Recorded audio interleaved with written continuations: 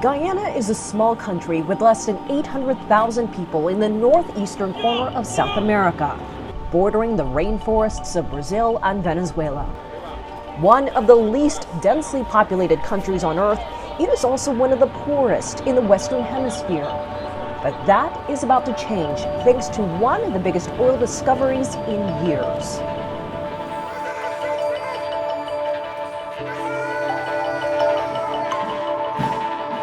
President Mohamed Irfaan Ali leads the country during a historic moment. Someone says, oh, Guyana is expected to grow close to 50%. You're sitting on oil reserve of 11 billion barrels and counting. But the real question is, how does this translate to the prosperity of people? How do we translate these numbers in ensuring the entire population of Guyana rises with the type of expectations that the numbers build itself?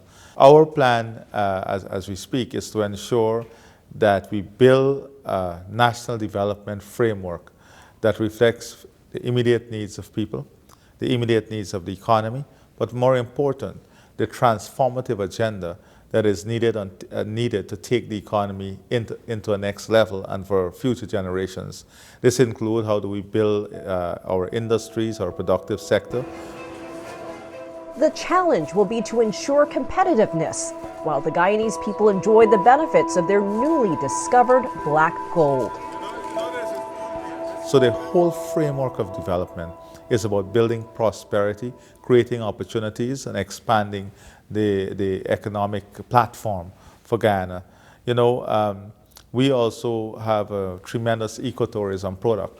One of the reasons our ecotourism product was not able to develop was airlift, the lack of attention on Guyana, the cost of developing the infrastructure. Today, because of the oil and gas revenue, we have all the attention on Guyana. Every news agency is doing a feature on Guyana. We have more airlift coming in naturally. We have the ability now to have the revenue to do the marketing. Guyana catapulted into the international spotlight after the discovery of almost 11 billion barrels of crude oil. By the decade's end, the country is expected to produce 1 million barrels of oil and gas daily. Its 4-year revenue is projected to be twice the size of its current budget. Our future and our prospects and our development is not webbed or cemented in oil and gas. Oil and gas is very critical. It gives us that accelerated push and that impetus to accelerate the development and bring forward some of these benefits while helping us to create a framework for moving forward. So what it means for Guyana, what all of this means for Guyana is hard work, work in ensuring that our governance system is strengthened, to have transparency issues addressed and to create a strong and rigid institutional framework that has all the elements of good governance in the management of the resources. Have you learned lessons from some of your regional neighbors who have been exporting oil for years, but have also at the same time have come into issues, some of the more negative issues that come along with that? What has Guyana learned? What are you taking from that? How are you doing it your own way? Well, I want to say we are doing it, I don't want to say our own way. We're doing it in the best possible way, learning from the good examples, the not so good examples, ensuring that our system is built on not only the needs of the country, but when we talk about building a system must be country and region specific. So these are things that requires work at every level of the society. And also, very importantly, how we ensure we don't become lazy or complacent. Your primary responsibility as citizens of a country is to contribute to the country's development through participation in active work. So these are some of the things that people, will just announce without understanding the wider scope and challenges that we face. Do you have a timeline of how you want to accomplish all of this? And what do you say to everyone outside of your country who gets excited or their eyes get wide by all the numbers they're reading about your country? Oh yeah, we do have a timeline, a very accelerated timeline. We have perhaps one of the highest cost of energy in the Americas now. We are looking at bringing down that cost before 2025 by at least 50%. We are looking at getting all our citizens into proper housing and healthcare, giving them healthcare facility and education in the immediate term. So very short timeline. We are looking at creating the transformative infrastructure and expanding issues of food security and climate change within a medium-term window. Global warming and rising temperatures affecting the world are more evident in coastal countries. Sea level rise is a threat to all of them, with 90% of Guyana's population living on a coast that lies below sea level. The effects of climate change can be devastating for small countries like itself. In 2009, Guyana created the Office of Climate Change. We have a front seat. The goal is to be in the driving seat. Very simple. We have 425 approximately kilometers of coastline of defense, whether it's existing structures or hard earthen dams, that we must protect against rising sea levels by the end of the 21st century. That would be between 10 and 21 inches. Those are the projections.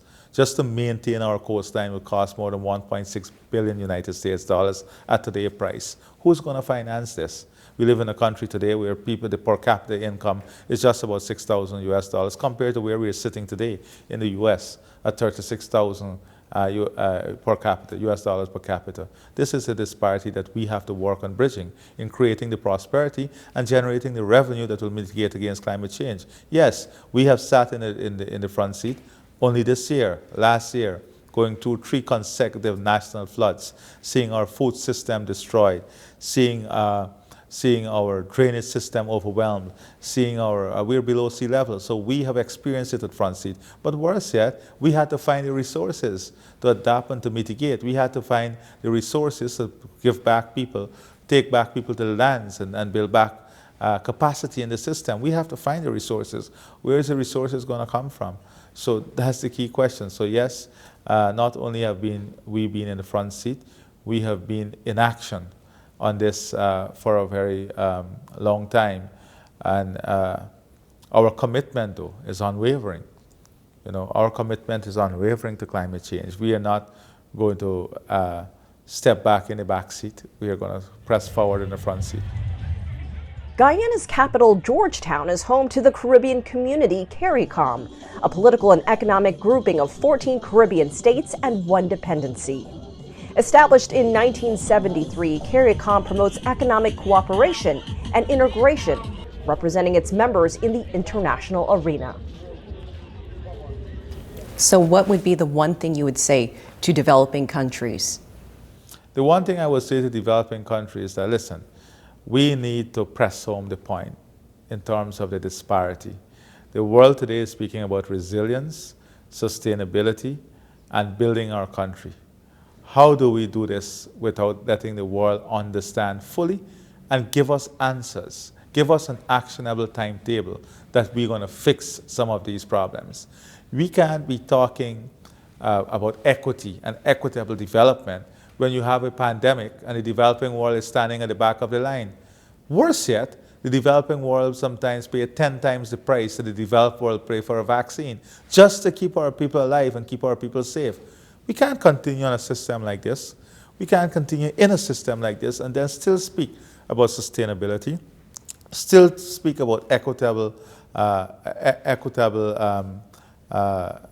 treatment, but more importantly, equitable burden sharing on issues of climate change and the environment.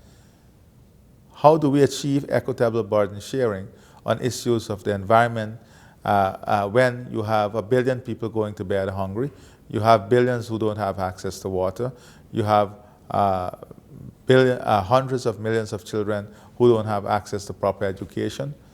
How do we create an environment in which we fix these problems?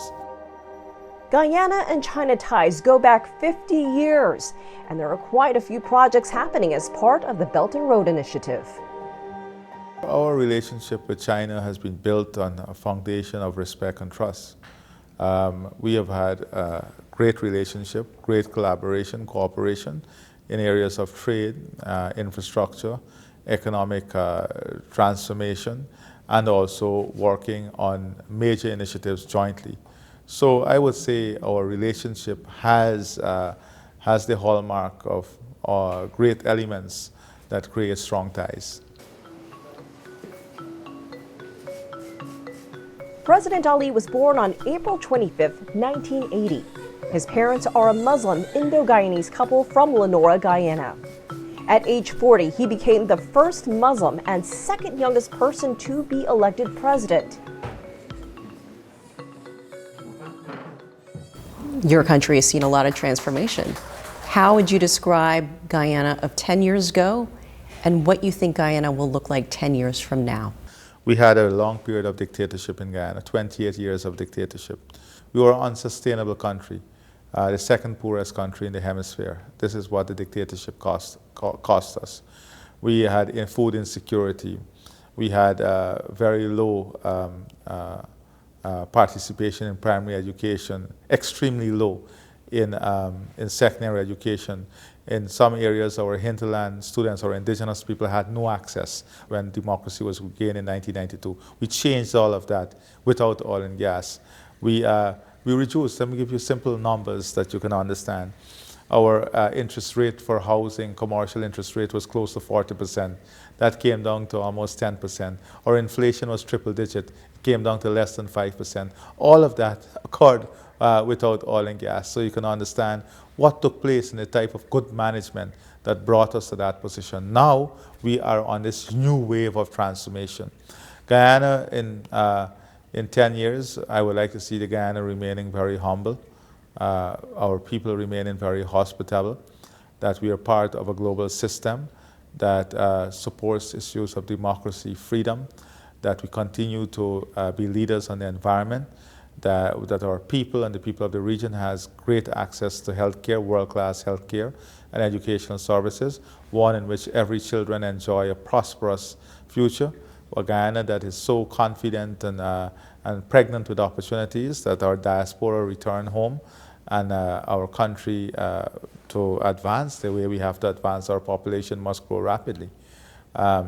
So I want to see a Guyana in 10 years that is true to all these principles, one in which social justice is there, democracy, good governance, transparency, one in which economic viability, not financial viability, economic viability is there. That is the country I want to see.